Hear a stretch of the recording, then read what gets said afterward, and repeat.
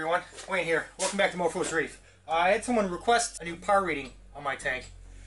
The last time I did my power readings, I had my water flowing, and I think that skews everything. So I'm going to give you two separate readings this time. I'm going to give you one with the tank silent, and then I'm going to give you one with the flow so you can see the actual readings. I am going to use my little power meter from Biotech, where I'm running my lights at approximately 17K.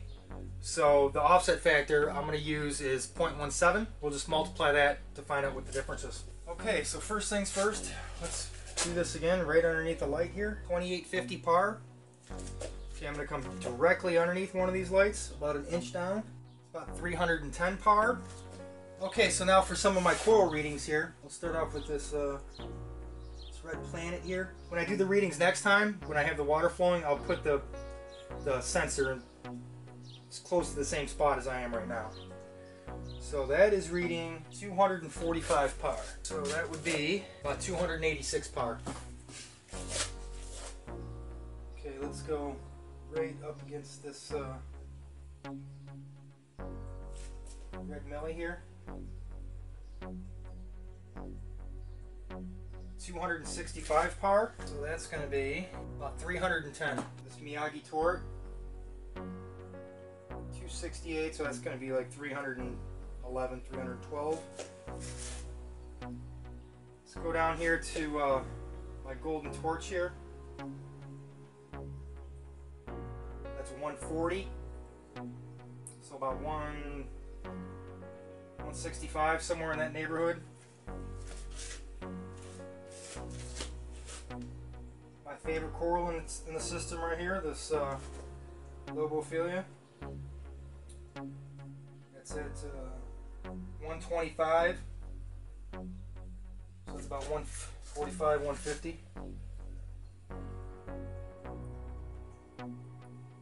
Okay, now I'm going to spin everything back up and we'll see what the differences are. Okay, right back at this red planet here. It's at about 240 now, so that's around 280. So this was 265 last time, this milli. Now we're at about 260, so it's pretty close to the same. Miyagi Tort, 240 to 260. So when the flow's on in the tank, it seems like the par's jumping like 20 points up and down. And then when I had no flow, it was pretty stable. Golden Torch here then is 120 to 145. So it's in the same ballpark. It's just the numbers just jump by like 20 points.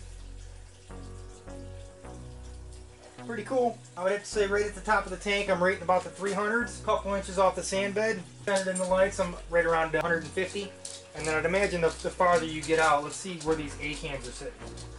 These are kind of like in the corner of the tank right here. That's 83, so that's not even 100. And then this Blastomusa I have down here, I got him sitting underneath the shadow of one of these arches here. He's sitting at 35, so that's not even 40 par. So my tank's anywhere from up the top, the low 300s, to, you know, around 80 at the bottom. Pretty cool stuff.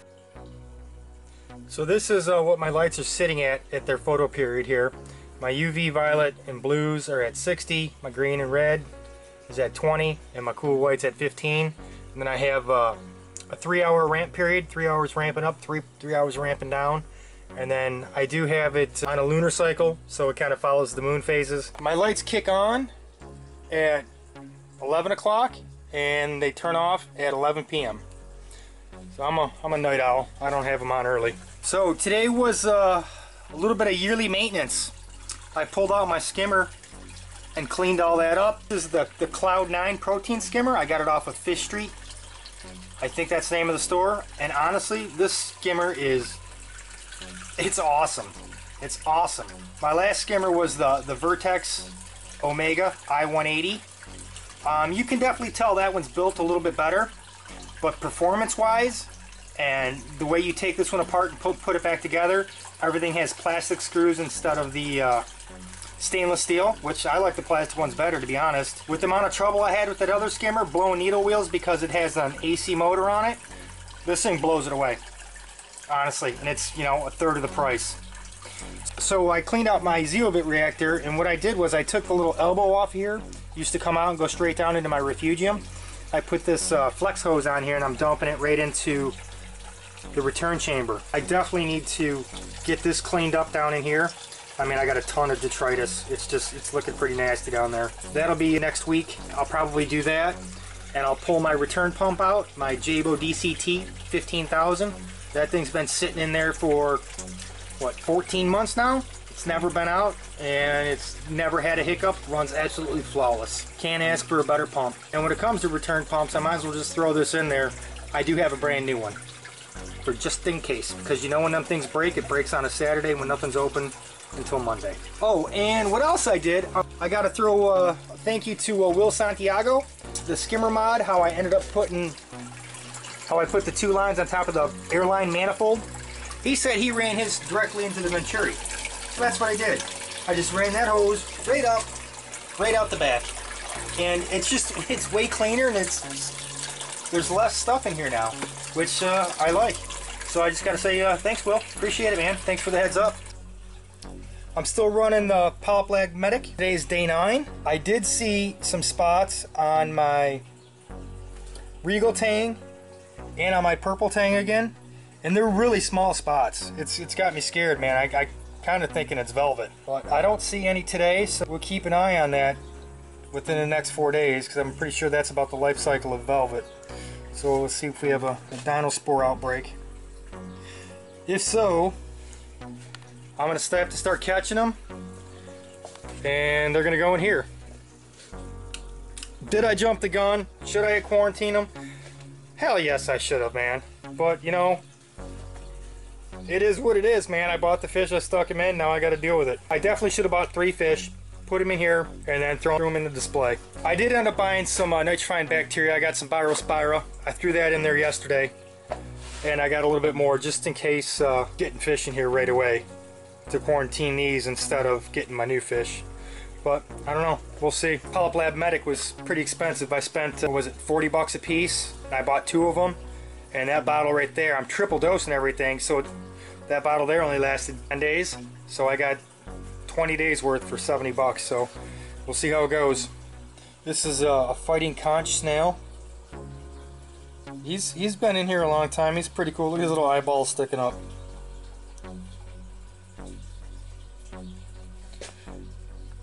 My acans are just looking wicked.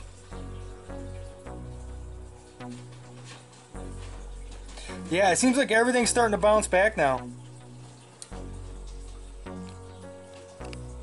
My Duncan's right here. This one right here, I thought it was dead.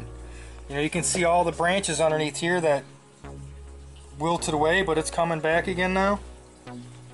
So that's looking good. The Polyplug Medic, I've been dosing it into my return pump down there, so it distributes it all the way through the tank. And this green Montipora capricornis is sitting right underneath that return pump right there. And for like the first 4 days I didn't notice it, but all that Polyplug Medic was landing right on that thing. So I'm pretty sure it killed it. You know, now what happens when I dose that, I'll take my little feeder syringe and I'll just, after it's all in there, I'll just blow it off the fighting corals. And my rainbow Nasuda, you can see on the back side here, it's really hard to tell with the lights blue like this, but I don't know if it's starting to brown out that one or not. So it's that one, and that green Montipora. This is the Bloody Mary Montipora capricornis.